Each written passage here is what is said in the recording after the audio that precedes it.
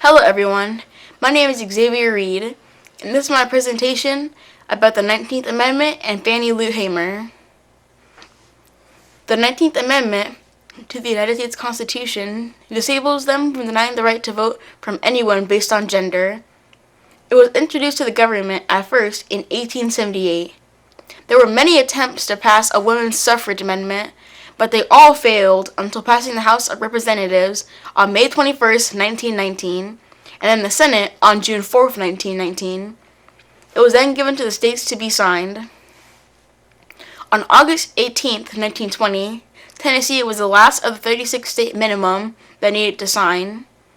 The 19th Amendment was officially approved on August 26th, 1920, the completion of a decades-long movement for women's suffrage. Now that I have talked about the 19th Amendment a bit, I want to talk about someone crucial to obtaining the right to vote for women, Fannie Lou Hamer. Fannie Lou Hamer was born on October 6, 1917. She believed that God was on her side and favored everyone fighting for the rights and equality of black people. But she also understood that faith alone could not bring an end to racial injustice in this country, and faith alone could not dismantle white supremacy. Fannie Lou Hamer worked as a sharecropper for much of her life. It was only in her 40s, while attending a meeting at her local church, when she learned that black people had been given voting rights by the U.S. Constitution. She became a civil rights activist, working alongside members of the Student Nonviolent Coordinating Committee, or the SNCC for short, in the Mississippi Delta. Fannie Lou Hamer spoke frequently to raise money for the movement and helped organize the Mississippi Freedom Democratic Party, the MFDP for short, to challenge white domination of the Democratic Party. In 1964, the MFDP challenged the all-white Mississippi delegation to the Democratic Convention.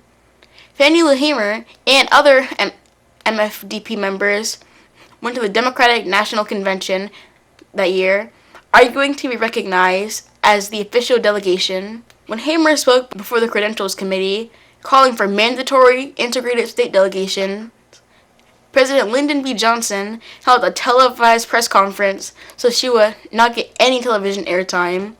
But her speech, with its poignant descriptions of racial prejudice in the South, was televised later. By 1968, Fannie Lou Hamer's vision for racial parity and delegations had become a reality, and she was a member of Mississippi's first integrated delegation. And in 1968, the convention seated an integrated challenge delegation from Mississippi.